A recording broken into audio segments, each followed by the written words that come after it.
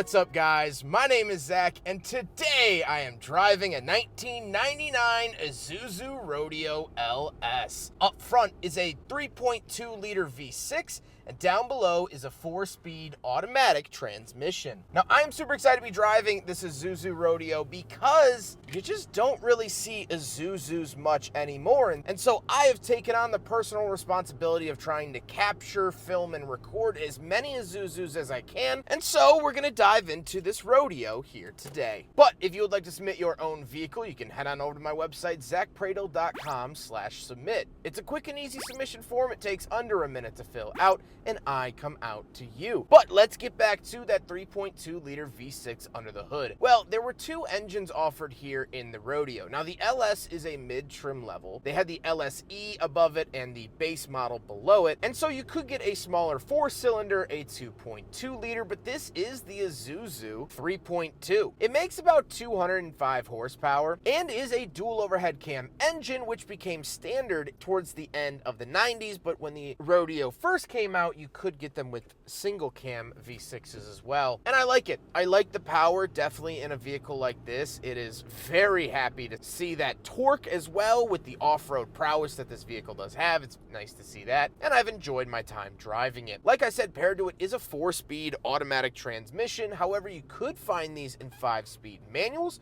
This particular one isn't, but you know, you could. And they do have transmission issues. That is one of the faulty points of the Rodeo, is the fact that they use a GM transmission that wasn't meant for as heavy duty of an application as this. So unfortunately, that is the Achilles heel of the Rodeo's drivetrain. What isn't the Achilles heel of the Rodeo's drivetrain is the 4-wheel drive system. It's very robust, very stout, and might be one of the best 4-wheel drive systems you could get at the time. It has a shift on the fly feature where you don't have to stop and put it into neutral to put it into 4-wheel drive, which was big news in the 1990s. Of course, we're more acquainted with it here today, but still cool to see. How does it feel to drive an Isuzu Rodeo? Well, it drives like a lot of other SUVs from the era. It does have a little bit stiffer of a ride because it does have that off-road ready suspension, of course, and you do sit higher than most sedans that you'll find today. Visibility is good, however, throttle response is good. This is still a throttle cable, where in 2000 they actually switched to throttle by wire. So you get that really nice mechanical feel when you do put your foot into it, and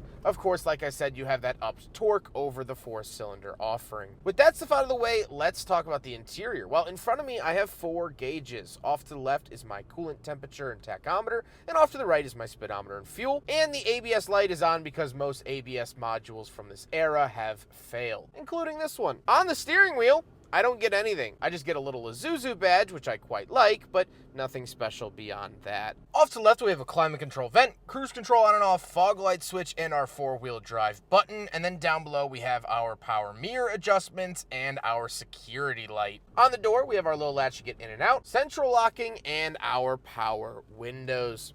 Moving into the center, 2 climate control vents surrounding the hazard switch, a digital clock along with our rear wiper and rear defrost, and our climate controls found in the middle. Very, very simple here. Temperature off to the left, fan speed in the center, where to send it off to the right, of course, with a big chunky AC button. Then we do have an aftermarket radio, because pretty much any radio from this era isn't going to keep up with modern tech, so you got to switch it out. And then we do have an ashtray, 12-volt outlet, and another 12-volt outlet down below with a little cubby, and then we move into the center. Off to the right, we have our high and low switch for the 4-wheel drive. Really love that. And our shifter. Shifter is very run-of-the-mill, typical shifter you would see in the 1990s. Big chunky button off to the left. That's pretty much it. And then we have some interesting buttons. So these 2 buttons are for the transmission, and you have winter and power mode. Of course, you technically have a 3rd mode when you don't have either of these push, which I guess could be considered normal mode. But you have some nice transmission options, which wasn't very standard here in 1999. So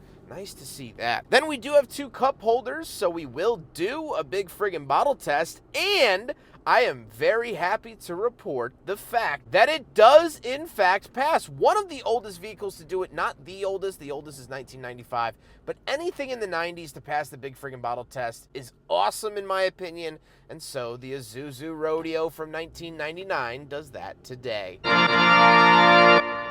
Then we do get a center console, and we'll talk about the seats. The seats are cloth, but they're very warm, very friendly, and inviting 1990s style of cloth. I think they work really well, I think that they're comfortable, and I don't have any complaints about them. However, speaking of seats, we do have back seats, so let's go do a back seat review. All right, so we're in the back of the 1999 Isuzu Rodeo LS, and yes, this is, in fact, my first rodeo.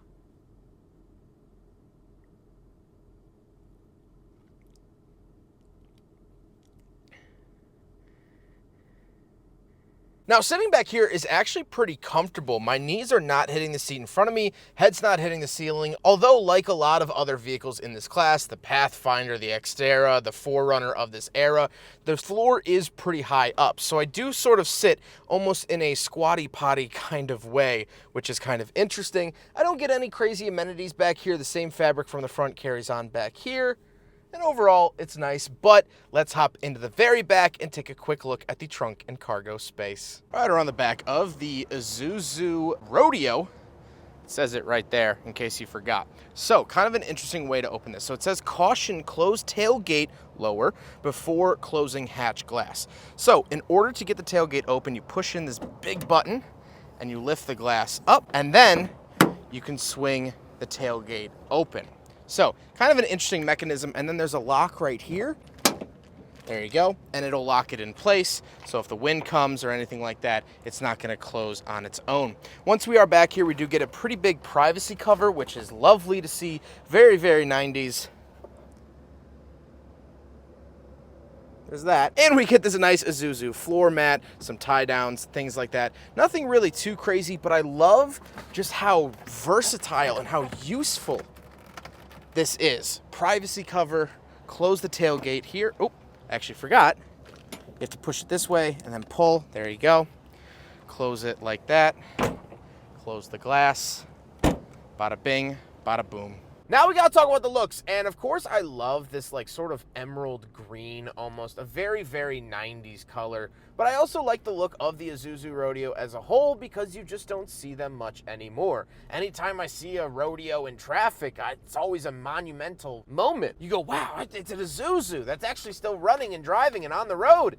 That's impressive on its own right. So anytime I see one of these, I always get a little glint in my eye, if you will. However, with all of that being said, let's get on to my final thoughts. What do I think having driven the 1999 Isuzu Rodeo LS? Well, I like it a lot. I think the thing that always speaks to me about these vehicles is just how rugged they are and just ready for anything. I think that's what I miss most about Isuzu. They never really made luxury cars. They didn't make anything that I think, wow, this is the best place I could be right now. But they build cars that are just tough as nails, man. I mean, the four-wheel drive system, according to the owner who has taken it off-road, says that it keeps up with 4Runners and the bigger boys, to the point where people come up and say, what is that? What are you driving? How did you just do what I did in that? And that's a super fun place to be.